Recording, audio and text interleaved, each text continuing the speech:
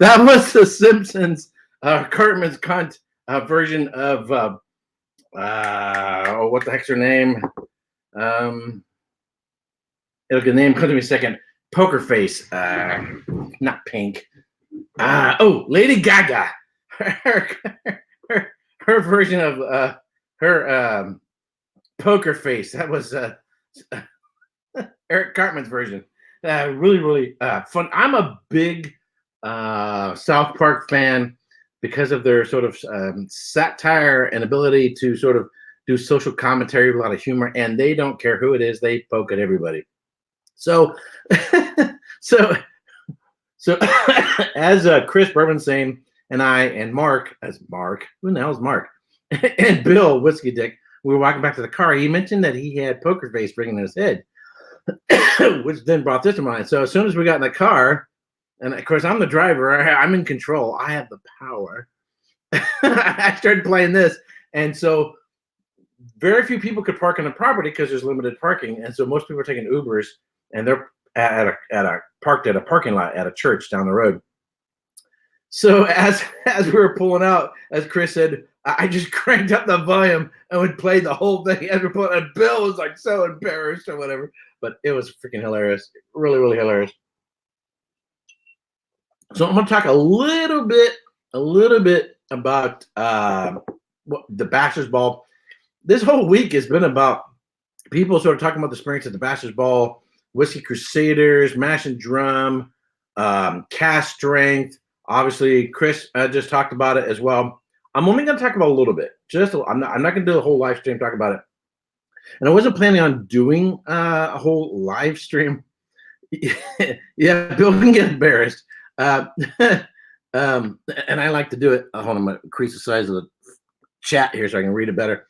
Bill and I mean, everybody has a sense of humor, and we all like to joke around. But I joke around differently with different people. I joke around differently with Scott and Bart than I do with Bill and with other people. And Bill and I have a unique way of, because you have to kind of figure people's personalities and how you can joke around with them. So Bill and I have a unique way of joking around, or Bobby and Sam, over at I Whiskey She Wines. So I'll talk a little bit about the event, but also sort of correlate it, some of the factor of some of it with my trip to Scotland, particularly. Excuse me, I'm burping like crazy. My visit to Campbeltown. So I wasn't planning on going live. I was really, really, really tired this week, and I just had dinner. So I had with dinner. I'll just show you this bottle real quick. So I've been to the vault 4 or 5 times. So in terms of doing exploring and seeing the site, I've already seen the place. There was about 12 or so distilleries from Texas. I think all but one of them I had actually been to the distillery, so I didn't need to spend a whole lot of time there. So it was mostly, for me, it was really, really about the people, interacting with people, and then of course a lot of the whiskey tubers, Scott and Bart, Roy, we met up a couple of times. Bill I met up with. Obviously Daniel and Rex I met up with them. So it was, for me, it was more about meeting up with some of the people I had never met before. Jason, Mash and Drum, Bobby and Sam, Chris, Bourbon Insane, Bourbon Junkies were there, and Chad and Sarah, of course, meeting up with them. And I have a project in the works. I'm not going to talk about it. I'm not 100% sure it's going to actually be pulled off, but I have a project in the works that started then. It'll take me about a year to complete the project, but a year from now, I'm hoping to have it done. And that's all I'm going to say. And I'm going to ask Chris, Bourbon Insane, and anybody else who's involved, please don't talk about it because it may not happen, but it's a project in the works, and they're involved. Anyway, so when I was in Texas in April, and I spent the weekends in Austin, during the week working in San Antonio. So I visited some wineries as well. And so this evening with dinner, this is a Fall Creek Vineyards. Fall Creek Vineyards is right across the street from Chris Bourbon saying from where, you weren't there, sorry, where we were at the Salt Lick, and we had a barbecue that was covered by Iron Root Distillery, which is absolutely fantastic. Food was great. Whiskey, we did a tasting there, and they're putting together a whiskey tuber cask barrel, whatever. right across the street from there is a winery called Fall Creek. In fact, on the property of Salt Lake are vineyards, and those grapes actually go to Fall Creek. This is a Grenache. I know I'm talking about. I'll get into wine a little. I'm talking a little bit of wine a little bit. So this is a Grenache Syrah Mourvèdre blend, GSM. It's basically a Southern Rhone blend, well known for Châteauneuf-du-Pape in the Southern Rhone. Anyway, so this is the most, and I'll do a review of it on my wine channel. It'll come out next week. This is the best wine that I had ever from Texas. Classic Châteauneuf-du-Pape profile. And that's all I'm going to say about that. We'll move on. I'll get this out of the way. Anyway, I don't know if you can get it on camera. So I currently have in my glass. So in my video series, I'm working at Campbelltown. So I already posted my video on Springbank. I already did a review of this. This is the Kilkerran opened. This is Campbelltown Festival Open Day 2019. By the way, Ralphie bought a bottle of this as well. This is a 15-year-old matured in bourbon cask, only 1,100 bottles. This is bottled at 57.1% alcohol by volume. On auction, goes for about 171 pounds. I paid nowhere near that. Anyway, so that's what I've got in my glass at the moment. So I'll talk a little bit about that, but my video on that and my tour of the distillery will come out over the weekend, probably Saturday or Sunday. And then I'll do an uncorking of a Glen Scotia, another Campbelltown distillery. This is a warehouse edition. This is bottled at 56.2% alcohol by volume. Also a distillery exclusive. So all three of these are distillery exclusives. But as I sip on this one, you can see I've already had a little bit. I'll talk a little bit about Texas. But before I get into that, let me do a quick roll call. Everybody's in the room. So Chad Adams, thank you very much for tuning in. Bourbon Apprentice, I'm trying to remember if I've seen you in here before. Thank you very much for joining. Mark JG, thank you much for joining. Brent over at the Oak and Smoke Whiskey Reviews, thank you much for tuning in. Charles Ashworth, thank you very much. Hey, Alan, how you doing, man? Alan just had celebrated 1 year on his channel, and he did a top 5 video. Really, really well done. So if you guys aren't subscribed to the Whiskey Friend, he's in Manchester, England, but he definitely sounds like a Scot. I don't know if he can hear it, but great channel. So everybody starts in the same place, kind of rough and working on that, trying to figure this out, and we improve and get better and better. Alan's improvement of his channel and everything else is just gone taken off. And it takes a while to get used to get comfortable in front of camera. He's just started doing some live streams. Absolutely fantastic guy. So cheers to see you, buddy. Ryan Parker, ADHD Fishing, thank you much for tuning in. I know this is sort of a Moose 76. How you doing, Moose? Victoria C, thank you very much for tuning in. Dustin D. Silv, thank you much for tuning in. Captain, make it happen. It was great meeting you, sir, at the Whiskey Vault. So it was not only about meeting fellow whiskey tubers, but meeting viewers. Names that you see a little teeny weeny icon like Captain, make it happen. I can't see that picture. If I were to meet you in person, just based on that little icon, I can't see who that is. But when you meet someone, the Captain, make it happen, like, oh, hey, how you doing? James Newman, I don't think I've seen you before. Thank you much for tuning in. Vegas Art, thank you very much for tuning in. Hey, Jeffrey Petrone, thank you very much for tuning in. And thanks for the wee dram of the Cowboy Bourbon, the last whiskey I had before I got on a plane. It was the night before. Excuse me. Gregor, thank you very much for tuning in. Of course, Bourbon Insanes and now Scohabs. Thank you very much for tuning in. Is this before or after the Andy? We won't talk about that. Christopher David, thank you very much for tuning in. Let's see if I think everybody else is. I already got everybody in here. Tech 187, thank you very much for tuning in. All right, I think I caught up with everybody. So nice. So these are all really high ABV. This is what I'm drinking. This is 57.1. Only 1,100 bottles, so there's not a whole lot to go around. It's something this strong. You can put on ice. So I have this on ice, and it's doing just fine. And I've already had it a neck pour. I've already had it neat, so now I'm trying with a little bit of ice. Grammy says, "Hey, glad you're doing the live tonight."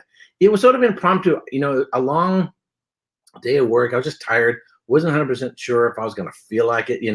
I contacted Bill, the Whiskey Deck, see if he wanted to do a live stream together. He's babysitting the kids, so he's tied up. Donna Pass Whiskey, how you doing, neighbor? There's a possibility I may be moving up close to where you live. I might be moving up to Sacramento, but I won't get into that just at the moment. So everybody's experience going to the event is going to be different based on their expectations, based on their experience, whether or not they had been there or not. For me, it was a little different because one, I'd already been to a bunch of distilleries down there. I did a video on the Whiskey Tribe with Daniel and Rex. I had Daniel on my channel. We did 2 videos together. So it wasn't like a new experience to go there. I already knew what to expect, to go and see all that. It's a huge campus. It's probably like 30 acres, and it's not flat. It's on a hill, and there's just stuff everywhere. Everything has a meaning. Everything has a purpose. Everything has a story behind it. Of course, now I wasn't at the event last year, the grand opening, whatever. So that was a bit different. I didn't know what to expect from that standpoint. So my main focus was to meet people, and that's really, really it. Whatever whiskeys we would taste would be besides the point. For me, it was a person-centered event. Also, for me personally, I had a really stressful week, and I talked to Bill a little bit about this. I had a really, really stressful week, and so getting on the plane, and I hate flying. If you heard me say, I hate flying, which adds to the stress. So I went to the event feeling, when you feel, that's how I felt going there. Not because of the event, but because of all the stress here, work-related stress here, right? And yes, the whiskey didn't hurt. That is for sure. In fact, I took a morning flight. Otherwise, I would have had a whiskey on the plane on the way to help me relax. So definitely being there. Actually, when I landed, here's a funny thing. When I landed in Austin, Texas, and I turned my phone on, I had 2 voicemails. I actually had 2 business meetings on the phone before I even left the parking lot with my rental car. And that was just like, was awesome. And then actually yesterday on Thursday, I had another business meeting and that went really, really, really, really, really, really, really, really well. So I'm hoping within the next 2 weeks, I'll have a new contract and poof, a new position, new job, a bigger salary. And then I'll be getting ready to move up to Sacramento, where I have 2 brothers up there. And I, in addition to the extra salary, new job, and everything else like that, I want to live closer to my brothers. But anyway, I'll talk more about that in the future. D&D, thank you very much for tuning in. So it's been a very, very busy week. It's been a good week, very productive week.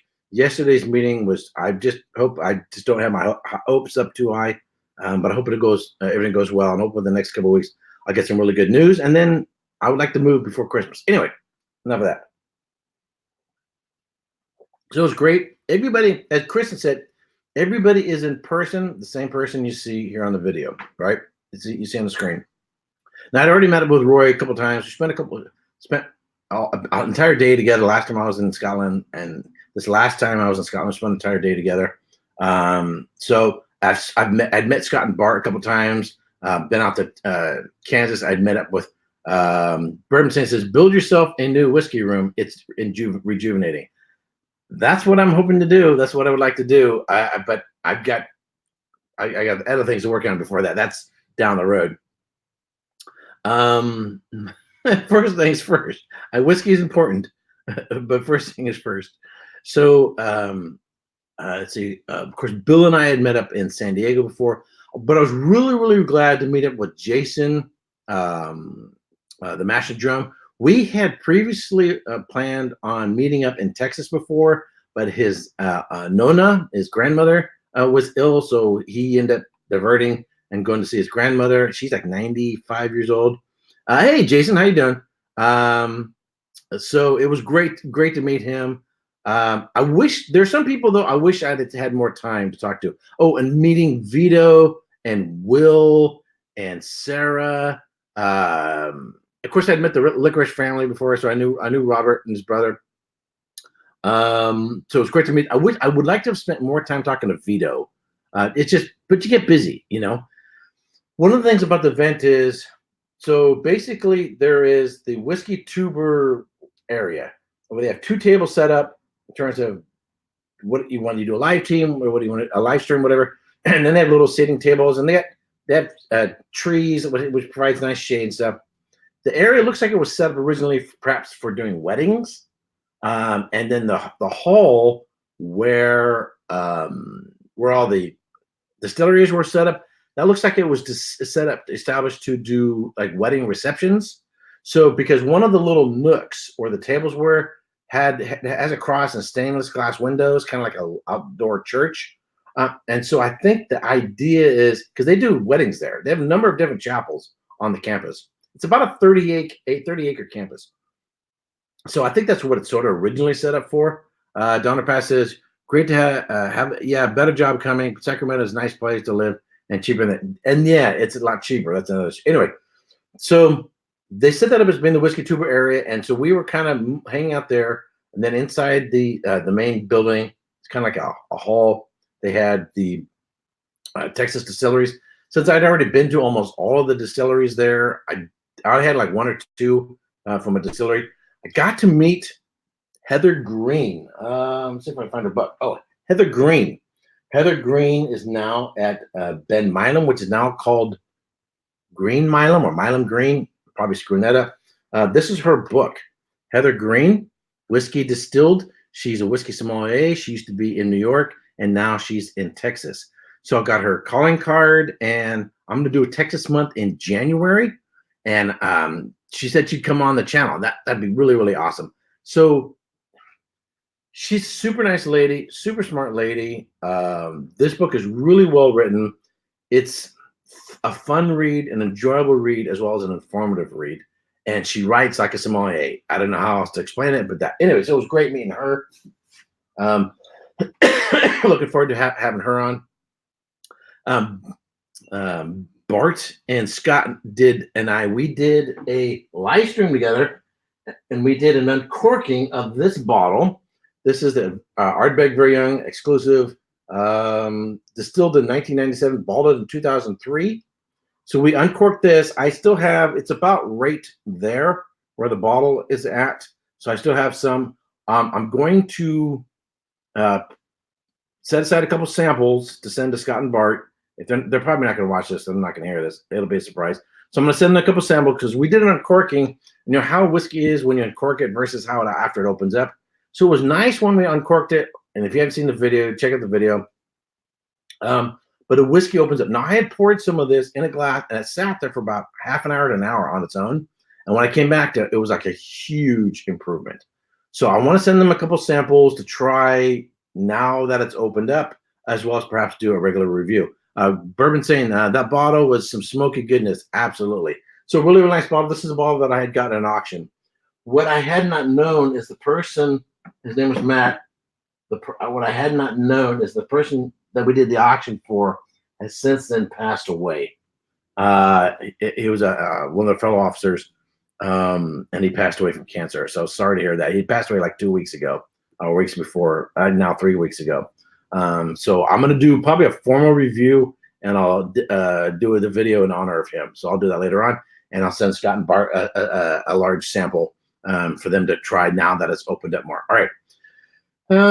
The weather, it's funny. When we landed there, I knew I had sent Roy a text saying, hey, the weather forecasts for Texas are not reliable because the weather is very erratic. So bring warm clothes for warm weather, and bring clothes for cold weather. Sure enough, as soon as I stepped outside the airport, it was like 40 degrees. Could not believe it. So I quickly pulled a sweatshirt out of my bag and put my sweatshirt on. Other than that, we had like this much rain, but it's no big deal. Other than that, it was good. It was good Glasgow weather. When I first saw Bill at the La Quinta, I said, hey, Bill, welcome to Glasgow. And he looked at me like, what? And I was like, I think Roy brought the weather with him because that's what it felt like. Dustin says, that's a shame. He made, a lot longer than had been expected. He'd made it 12 hours. He made it for the 12 hours. Boom. Right.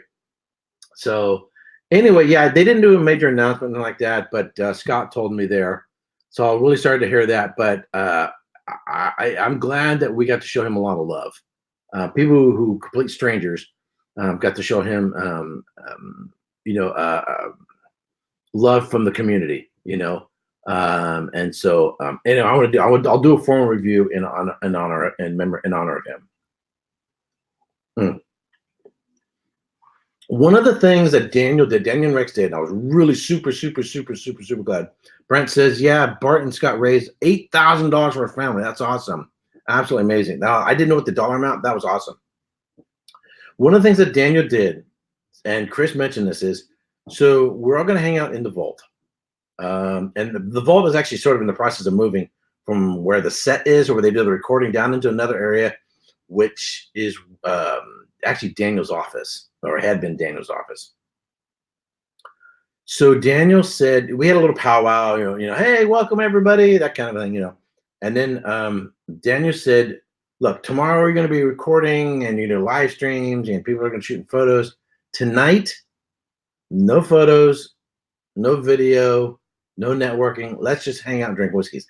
And I was really glad he did that. Because it put a completely different mood and set on our mindset on the situation. I really glad I did that. So we could focus on hanging out, meeting, and just sort of exploring the vault and talking about everything that we were sampling there. And it was more a meet and greet and us interacting with each other. So that was awesome. Now because I had a rental car, there's two things I did. One, I told Erik, make sure you get enough sleep. I have more of a problem if my sleep schedule gets screwed up than if I had a little bit to drink. It's just my pattern. I have to get my sleep, or I'm just like nutso. So the first night at La Quinta, while everybody was still hanging out, I went to bed. And I was up early the next morning drinking coffee, and I felt great. So number one, get some sleep. Number two, don't overdo it with the alcohol, particularly since you're going to be driving. So about an hour before I hit the road, I wasn't drinking anything else. And I was really, you're talking about samples, you're having like this much, right? Just enough to smell and taste. You're not pouring full size on dries, because you just want to get a little taste of everything. So I focused pretty much on Ardbeg, since I was going to do an Ardbeg, uncorking. For the most part, I was doing a bunch of Ardbegs, Ardbeg 21, Ardbeg, I think it was a 23. There was an Ardbeg, I think it's called 1815. It's a 33-year-old Ardbeg. There was Lord of the Isles I had. Bourbon said, you and me both went to bed, apparently. Yeah, I went to bed early. I have a voice in my head that says, Erik, go to bed now, or you will suffer in the morning. And, and that's when you're like, going to bed. I would love to stay up. I'd love to hang out with everybody, but I'm going to bed. And I as soon as I got in the bed, I was like, 30 seconds, poof, I was out. So, and when you're an old man, you have to make sure you get your sleep, So I really paced myself, and I think I would hate to, you have a really good time Friday night, but then if all day you feel like crud, then you screw up the event, right? So I don't want to do that. Plus, as I said, I was going to be driving. So this sort of another advantage, because I've been there before and I've driven like crazy all over Texas. They give me an advantage in terms of I didn't just have to 100% depend on this. I was already familiar with the area. I knew my way around, so that was nice too. All right, so let's talk about Campbelltown. Sort of tie in with this, about being in the moment, and not just, this will go good on YouTube. Take pictures. Oh, hi, how you doing? Hey, and all that stuff. When I went to Scotland, there were times in which, particularly on the second trip, I would forget the camera, forget the iPhone, whatever else, and just absorb. Look at the mountains. Look at the river spay. Look at the trees. Look at the people. Look at the surroundings. Look at the sheep, right? Look at the standing stones. it's hard to describe. I had a sense in which I wanted to take Scotland and put it in my pocket and take it home with me. But the only thing you can take home are your memories, some photos, and of course, a bottle. So it's trying to strike a balance between being in the moment, existing in the now, enjoying the time that you're there, whether it's the interacting with other people or enjoying the scenery. Be in the moment. And I noticed there were some others as well. I think Vito, he normally takes a lot of photos. Jeffrey Patron says, and maybe a pocket full of Pete. Or it's funny you say that because I brought home Pete from Isla from last year. I have a little display case. I'm gonna bring it out. I have a little display case from it's a Pete from Lefroy, and it's in a little Lefroy glass. And it's in a display case. So I actually I brought home some Pete from Isla from last year. But life is a vapor. You're here today, gone tomorrow, and be in the moment, enjoy the moment. Enjoy the times, those brief moments in which you get to meet people, because you never know when someone maybe you met for a moment is gone. This last year, one of my best friends passed away. We've been getting to know each other across YouTube, all over the place. This is a rare moment in which we got to hang out together and see each other face to face. Yeah, we interact this way via YouTube and whatever, but take advantage of that. Enjoy the moment and be thoughtful and mindful of the moment that you're in. It's the same thing. So the same thing with what Daniel's getting out about us not taking photos, about just being in the moment and hanging out together and knowing each other. It's the same thing when you're traveling, whether you're in the Napa Valley, whether you're in Bordeaux, France, whether you're in Kentucky, whether you're in Scotland, is to be in the moment. But also on the flip side, in taking the photos, taking the video, one of the things about my current series that I'm doing, I'm going to open up another bottle. So I've already reviewed the Springbank. I'm really enjoying this one. I'm not making any comments on this one because it'll be in my video. But I'm going to do an uncorking now of the Glen Scotia. This is a Glen Scotia Warehouseman's Edition. The print is really, really small. Hold on. I'll be back in 1 second. 1 second. You know how Ralphie has a steampunker, that magnifying glass. I don't know why he calls it a steampunker. He has a steampunker, something like that. It's a magnifying glass. Well, I went and got one. Except mine. Hold on. Beep. It goes like this. So now I can put batteries in and light it up. Anyway, so now I got a magnifying glass. I can read labels. When you get older, you have to do that kind of thing. Subtle maritime nuances, salty, balanced, sweet. It's a descriptors. Selected by Ian McAllister, distillery manager. Richard. Oh, wow, this is super small print. It says, "Oh, nice. Erik Wait just went live." What are you talking about? I don't know. Richard American Oak, then first filled Oloroso sherry. Okay, super small print. They put a ton of information on the label. But it's super, super small print. Distill, of course, this is 70 CL. Warehouseman's Edition. Some of it's handwritten. Cask number. It's got a cask number on there. Who cares about that? August 2018. I guess this one was bottled. Distilled in September 2005. Bottled in August 2018. 56.2% alcohol by volume. Got me a little magnifying glass so I can read small print on bottles. So Campbelltown, I'm going to talk about Campbelltown malts. So probably most of you already know, some sources say there were over 20, some say there were around 30 distilleries originally in Campbelltown. There's now only 3. Glengyle is a revived or resurrected distillery. It's still in the process of renovation. It's still in the process. It's not 100% where it's going to be. Is owned by Springbank. They can't call their whiskeys Glengyle because that name was acquired by Loch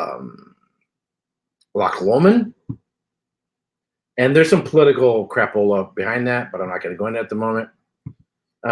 So it's Glengyle Distillery, but they call their whiskey Kilkerran. So they have new stills and equipment, but actually most of the equipment was acquired from other distilleries and then modified. So basically it's previously used equipment. There we go. They don't have their own warehouse. So when you go to Springbank and Glengyle are sort of like twins that right next to each other, like this. And so they use the same warehouse. The warehouse for Glengyle is currently in the process of being built, right? So when I was there, you could see the construction going on. But they have their own stills, their own mash tuns, their own distillate. You know, they have all their own equipment. They don't have their own staff. The staff for Glengyle is the same staff that works at Springbank. So I'm assuming they're going to bring their own distillers eventually. So they're only in operation about 3 or 4 months out of the year. And they're still using the warehouse. They're using the warehouse. Eventually, it'll be completely independent, same owner, right? But more independent, and they'll probably be more operational full time versus 3 or 4 months out of the year. So when you go to Springbank, you might as well do a tour of both and visit them both. And yet, the whiskeys don't taste the same. Springbank is distinct than Kilkerran. I really enjoyed this whiskey. Now, not too far from them, you could walk to Glen Scotia, or it's a short drive, less than a mile, I would guess. I drove because I got my camera equipment and all that, and I wasn't planning to go back to Springbank. So I drove, but it was really close by. Now, the town of Campbelltown,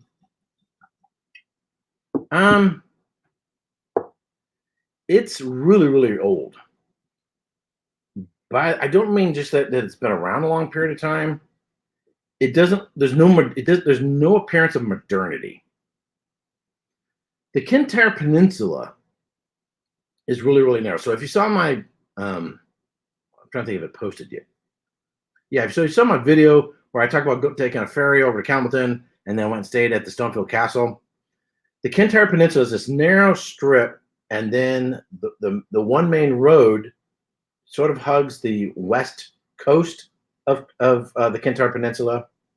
It's a super narrow road with no shoulder. If you're used to driving on highways in California, in Texas, any United States main highway, it's nothing like that at all. Very narrow. There's no shoulder, but super scenic.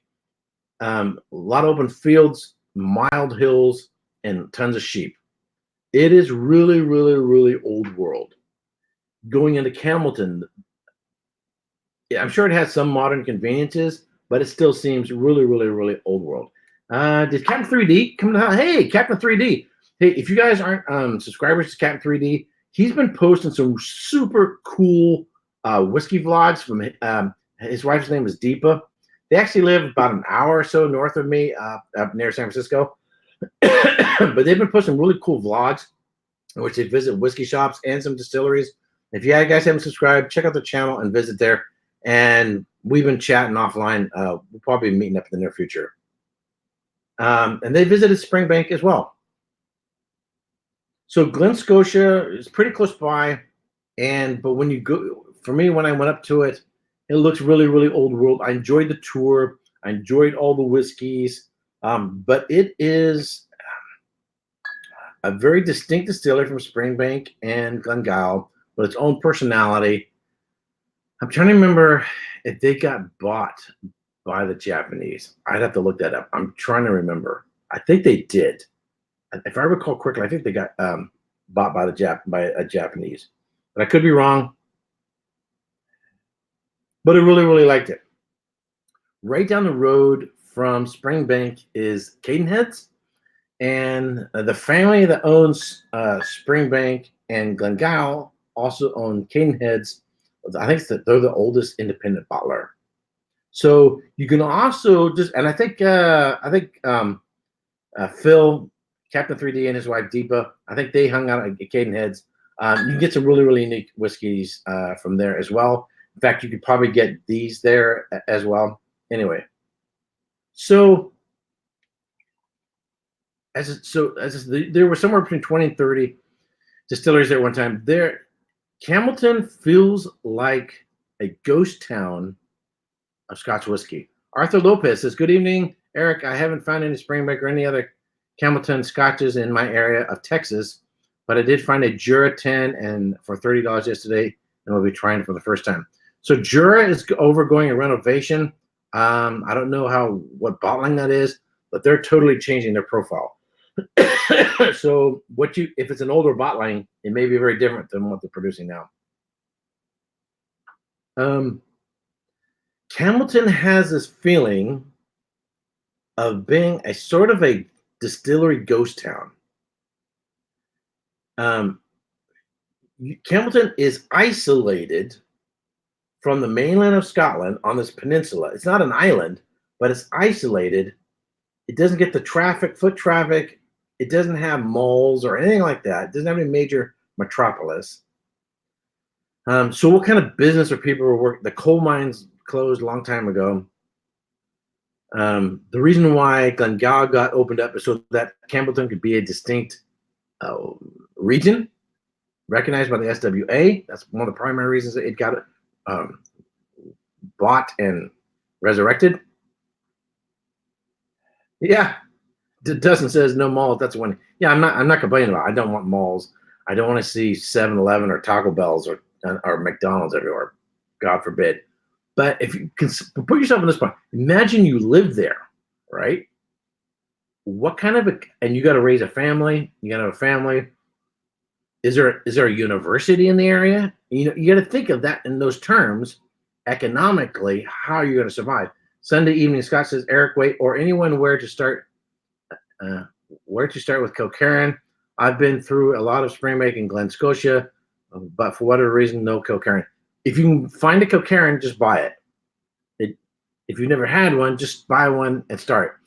Kilkerran is super small production. There's not a whole lot out there. As I said, they're only open about 3 or 4 months out of the year. So if you can find a Kilkerran, buy it.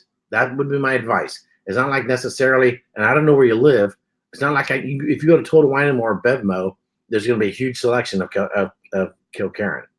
So whatever you have that's available, unless you're going to order online, right? So I have more experience with Springbank than I do with Glen Scotia or Kilkerran. In fact, this is I'm really super new to these. In fact, I don't remember if I'd even had a Glen Scotia before I visited the distillery.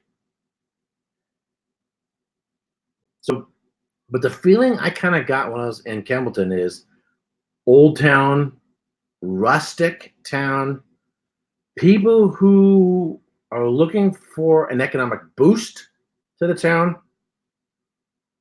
A town that has a distant memory that there was a day when they were the deal.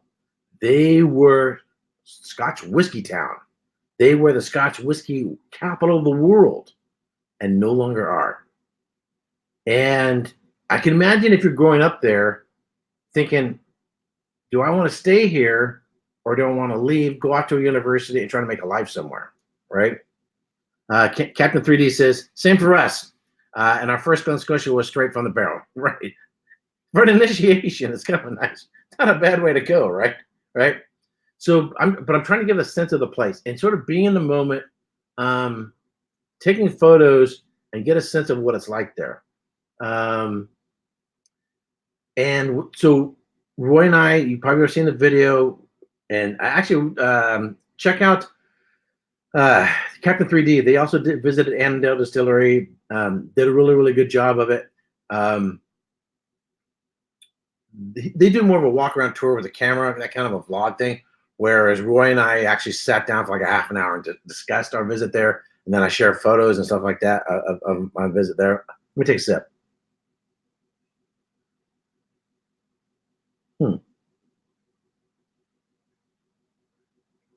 Wow. Wow. Drink some little bit of water. Hold on. Berman says, random question, but what is your desert island whiskey?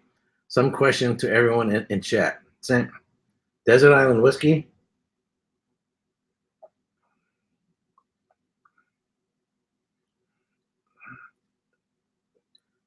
Fuck, I don't know. I don't know. I don't know. Let me get back on track and talk about Campbellton. Campbellton is not an island. It's a peninsula. A desert island. It'll be something from Ardbeg, I'm sure.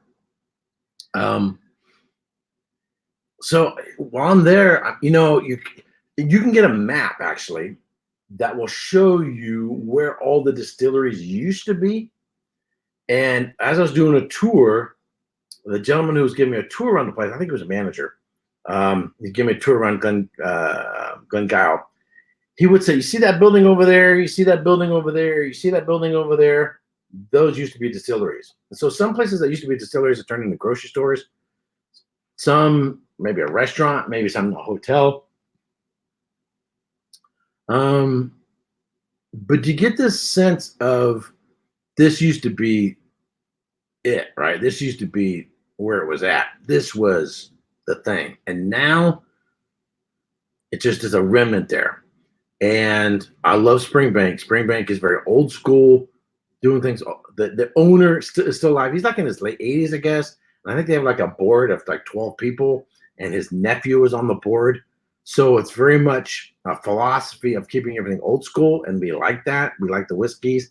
We don't want them to get bought by a conglomerate and start producing plunk or try to get too big for the britches. But what I would really like to see is more either new distilleries or resurrected distilleries on Campbellton to bring in more money into the community, to bring a boost to the community, and to have more of a revival there. So that what is going on with Annandale will be going on in Campbellton. And I would like to see an increase in tourism there, to bring in more money, to bring a better health to the town. There are some places in Scotland where you go to distillery. Some places, the Speyside is beautiful. The Highlands are, for the most part, beautiful. But there are some areas where you go to a distillery and it looks rather run down. Old Pulteney. Nobody talks about this, but if you go to Old Pulteney, you can do this on Google Earth. Do this on Google Earth. Look up Old Pulteney on Google Earth, right? And you see and then go street view on Old Pulteney, right? So it's as if you just beamed in front of Old Pulteney Distillery, and then move around on the streets around Old Pulteney on Google Earth. You can virtually visit Old Pulteney, the town and surrounding town, the town of Wick, if I recall correctly, in Google Earth. And what you're going to see is it's a Scottish. This is going to sound rude. It's almost like a Scottish slum. It's a very, very, very, very poor, rundown neighborhood. Now, wow, Eric, man, it sounds all bummer, man. Why are you saying all this? This is just a reality check, right? And what I would really like to see is some of the distilleries are getting they're increasing production. They're getting resurrected. Some are getting resurrected. Some are getting renovated. There's all this upgrades and stuff like that. But I would like to see there be an outflow then of prospering of the neighborhood. That's kind of what I'm getting at. When I went to France and I visited 4 out of the 5 first growths, I went to Captain 3D says, I think part of the motivation to open Glengyle was to have enough distilleries in the area to qualify. Yes, as I said that before. So they'd be recognized by the SWA as a region. And that can increase the status of the region. Within consequently, people would want to invest there. So I think that's probably what you're getting at. Grammy says, Old Pony was a great tour, but the town of Wick is also a bit of a ghost town of its former self. That's the Grammy. You just hit it nail on the head. A ghost town of its former self, and that's exactly what I'm getting at. Mm, mm. So Scotland has some real beauty to it, but there are some areas that are economically challenged. And my hope is with the revival of and the renaissance of the Scotch whiskey industry, that this won't just fill some corporate conglomerates' pockets, but will have a real impact on some of these towns, and there'll be a renovation of the town. It could be local bed and breakfast, local hotels. It could be restaurants. Not just a distillery, but there's more to the distillery or a winery. You go to the Napa Valley, there's restaurants and there's shops and there's antique shops and there's bed and breakfast and there's all that surrounds a tourism that lifts the economy of the area. And so I really enjoyed going to Campbelltown as sort of a remote area. It's almost like going to an island. In fact, I took a ferry there, kind of made it like an island. The fact that it has this touch of old world feel to it. It is a seaside town. It has that kind of a feel to it. But there's a certain sense where I'd like to see some better business going, some tourism business to really improve it. Bourbon Saint says, it's making me really want to take a trip to Scotland. And Chris, believe it or not, that's one of my major goals in doing these videos is to share my trip there, to share the whiskeys I got there, share my experience there, but also people get inspired and go, you know what, I want to go over there. That's another goal of mine. So another thing is, so as I said before, you can only take with you your memories, photos, and a few bottles, right?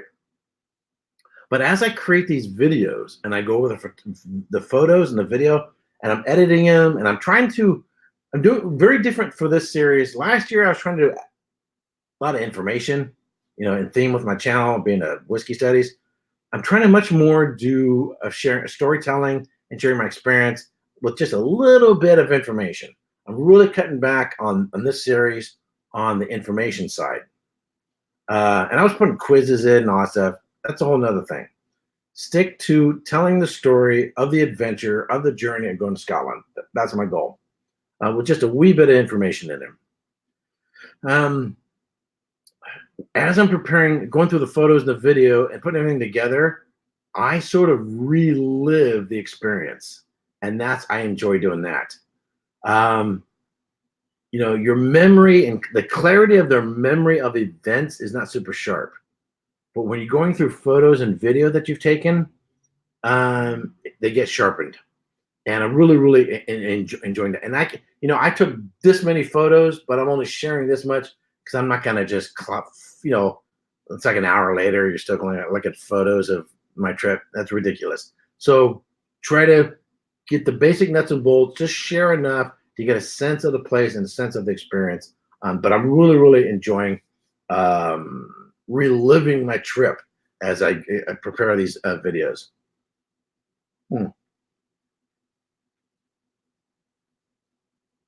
I know you guys are interacting with each other as well. So I'm going to talk a little bit about this whiskey. So let me read the notes again, if I recall correctly. I think Oloroso Sherry. It is recharred American oak, so probably bourbon cask. Then first fill Oloroso Sherry. This Springbank, if you didn't see the video already, this one is a little bit, and you can tell the difference in color. So here's a Springbank in this hand. This is Glen Scotia in this hand. Hold on.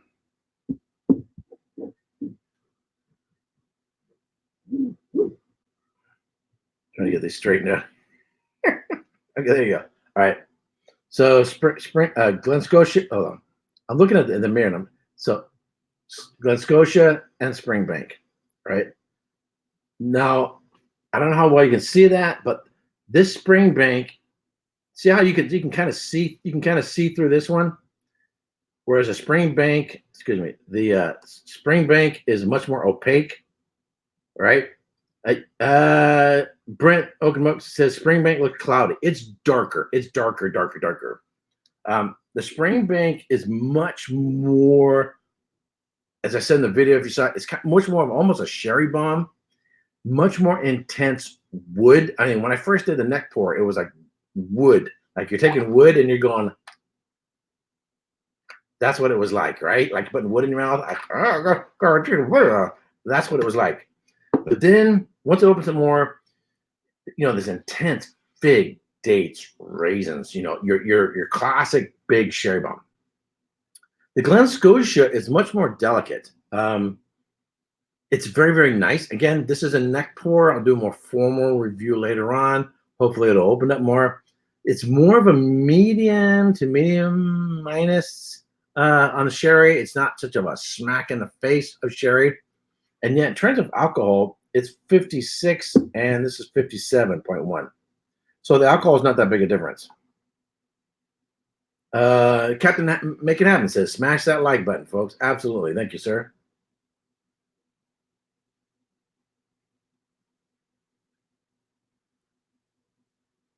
It feels drier in terms of like a slight astringency. It's a little bit sweeter, maybe a little bit more of a honey note, maybe a little bit sweeter. It feels, I mean, it just feels really, really, really, really different. Slight tropical notes, dried pineapple. So at Christmas time, people give gifts of, here's a cheese platter, here's a bottle of wine, here's candy, here's a nuts, thing of nuts.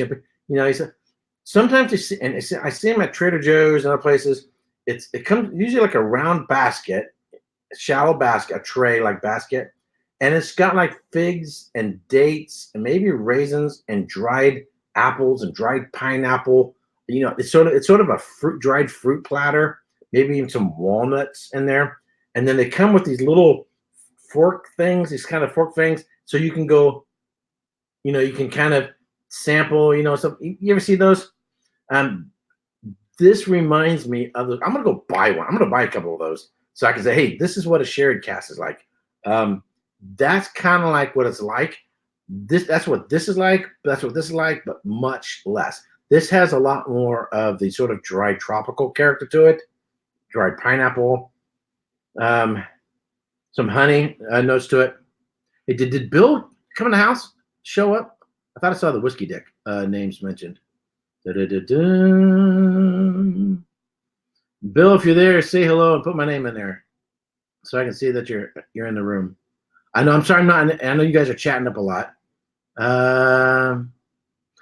Earlier, Donna Pass Whiskey says Rafi has mentioned that Campbelltown is a place to go with more popular regions becoming crowded with tourists. Yes, hopefully economic conditions will improve for the people living there. Right. And so I've seen the video of Rafi's visit there, and I agree with 100%. So you've heard me say this before. Everything in life has pros and cons, right? You want the life of the people there to be better. Captain 3. That's it. Okay. You want the life of the people to be better. You want the economy to be better. But the only thing that's make the economy better is going to be tourism. It's going to be more money coming in, tourists coming in and spending money. Well, with tourism comes more crowds, which comes everything else. So either you can be a selfish bastard and say, look, I want those people to suffer economically so that there's very few people there so I can go there and enjoy it while nobody else is, right? Oh, hey, Bill. Was going to have me on the street. Yeah, I was going to have him on earlier. But Bill was babysitting the girls. I could bring you on now if you wanted to. If you want to come on. If you want to come on, that'd be fine with me. Just let me know, Bill, and I'll send you an invite. So more tourism is more tourist crap, right? But with tourism and more traffic and all that, right? But with more tourism comes the money, which enables the people to have a life. I appreciate that. I'm gonna pop out in a minute to film Walter. Okay, that's cool. So there's pros and cons to everything. Um, there's pros and cons to everything. So maybe there's it's in Napa Valley, right? Napa Valley is now the biggest tourist destination in the state of California, beating Disneyland. When I went there, started going there around 2000, the year 2000, you could go taste either for free or for $10, and you got a souvenir glass, and it wasn't crowded at all. Now it's if, tomorrow morning, the place will be just full of tourists. The property values, everybody wants to have the Napa lifestyle to live there. All the homes, it's insanely expensive. But you know what? It brings in the money. People have jobs and so forth. That's just the way it goes. Bill says it's fun to derail Eric. All you have to do is tag Erik Wait. That's right. It's right, right. So anyway,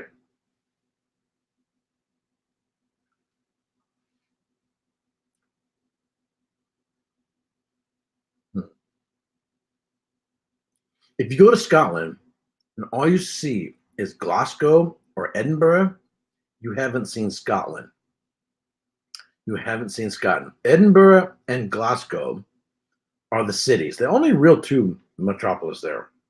And half of Glasgow is urban. They have gangs, issue with gangs and stuff like that. I think it would be probably more on the east side. Edinburgh is more touristy. When I was there last time, it had a lot more, because they're old buildings, they had to fix them, right? So they're covered in scaffolding, just like Big Ben is in London. But it's very touristy. If you watch the videos of Captain 3D and their visit to the whiskey shops, you're going to see some insane prices on bottles there. Why? Because the overhead is expensive, rent is expensive, leasing is expensive. The cost of whiskeys is jacked up, right? Get out of Edinburgh and you're going to pay more decent prices.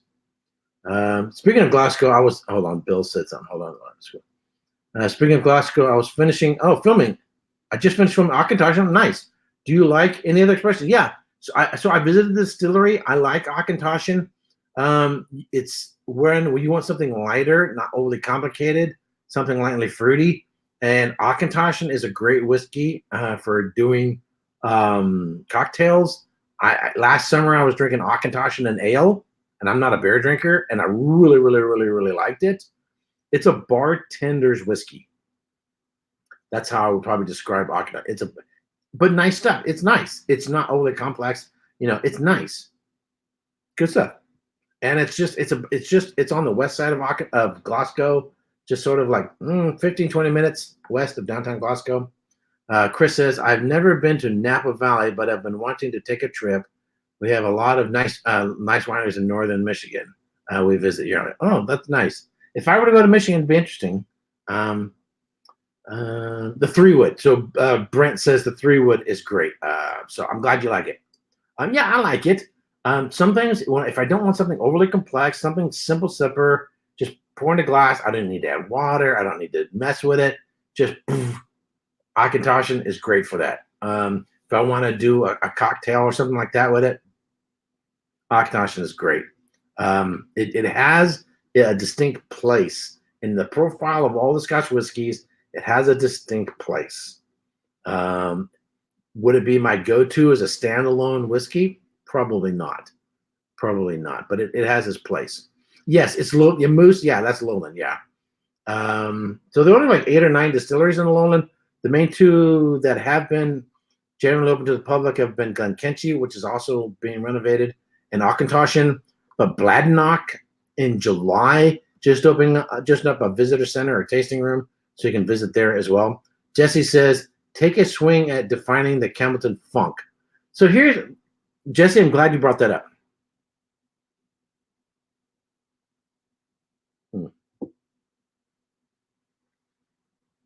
It's strangely dry. Your palate feels dry on the back end. It's sweet, it's silky, and it runs across your palate. It's nice. It's a nice honey character as well. Okay. People have different sensitivities. The sulfur notes that people often describe on Macallan, I've never smelled it. It's not because I think I have a really well trained palate. I think I have a really, really good nose. I'm just not sensitive to it. there are other things I am really, really sensitive to. Captain 3 got to run night 8. Nice. Thanks for dropping in. And hopefully sometime in November, before Thanksgiving. I don't know if you guys celebrate Thanksgiving, but celebrating Thanksgiving here in the United States is what we do. Hopefully I'll see you maybe around that time. Cheers. I've never noticed sulfur on Macallan or some of these others people mentioned. I've never noticed a funk on Springbank. I never noticed it. But if you're really, really into Islay whiskeys and you enjoy Lafroig and the big intensity, the briny, then when you go to a Springbank, if there is some funk in there somewhere, you might not have the sensitivity to notice it. I've never noticed a funk on Springbank. I'm not saying it's not there. I'm just saying I've never run across it. It's not on this one. I've had plenty of other Springbanks, never noticed it. And it may be just not within the range of things that I'm going to pick up on. So I don't know what else to say. Jason Coates says, I'm sure you experienced sulfur. You're probably just not overly sensitive. Yeah, right, exactly. So there are other things I'm super sensitive to. Trichloroanisole. I am like hyper sensitive to trichloroanisole. Do you guys know what trichloroanisole? If you know what trichloroanisole is, put in a comment. I just want to test you guys. I've mentioned it before. I'm hyper sensitive, like 1 part per trillion. I'm sensitive to trichloroanisole. I'm just curious to see if you guys know what trichloroanisole is. I don't see anybody say anything. Does anybody know trichloroanisole? A corked wine, Vegas art, ding, ding, ding, ding, ding. You won the prize. Yeah, typically referred to as cork taint. I'm like the other people. So I've been at wine events where they're, so you're working an event. You have all these bottles. They're going to be served out on a table. People, tasting wines, and so you got hundreds of bottles. And so you're pull the cork, smell it. You pour a little bit of wine, smell it. No, it's good. And a certain percentage are going to have cork taint. I've picked up other bottles that other people opened. They smelled and tasted it, and then I smelled and tasted it. I'm like, whoa, hey, do you notice that's got cork taint on it? And they're like, no. I'm like, yes. I smell and taste it, and they're like, I don't smell anything. And then they have a master of wine smell it, and he's like, yeah, that's got cork taint. It's just something I'm extra sensitive to, and it's only happened twice. But I've picked up cork taint on whiskeys bottles as well. It exists. Another thing I'm sensitive to, Brettanomyces. Brettanomyces is a spoilage yeast. It's a natural yeast.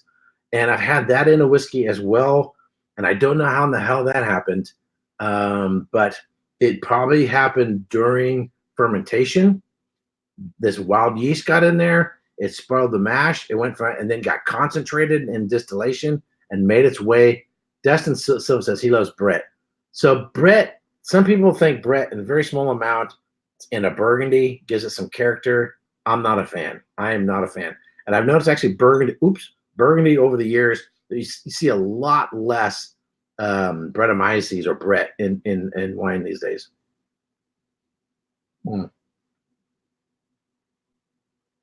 He says it can appear in beer as well. I'm not a beer drinker, so I wouldn't know. Anyway, so I've been on for, I think I've been on for like over an hour. Really chatting away. So I hope you guys enjoy my series and sharing my videos on visit to Scotland.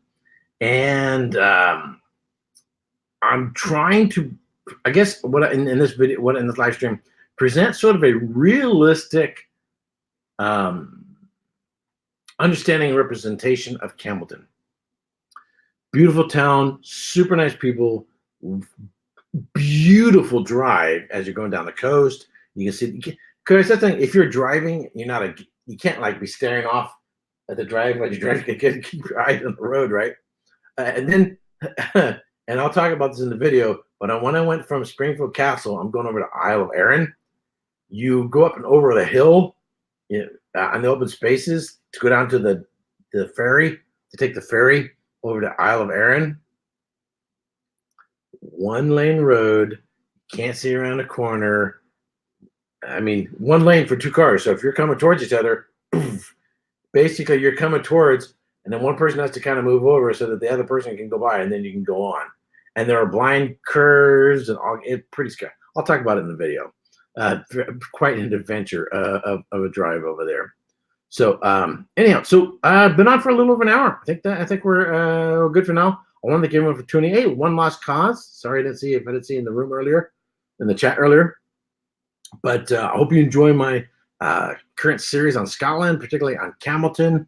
And I hope you all at some time, if you love Scotch the way I do, that you can make it over there. It's quite an adventure. Really, really fantastic stuff.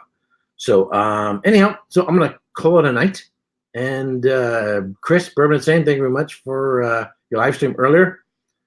Jesse of Boston says last distillery tour was 1990. Oh yeah, lots changing. New things are opening up. New distilleries, resurrected distilleries, expanded distilleries. So there's so much going on over there.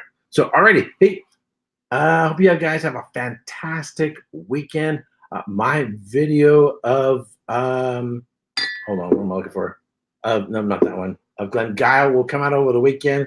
My video, my visit to Glen Scotia will probably be posted next Wednesday. Alrighty, hope you all have a great weekend. Until next time, cheers.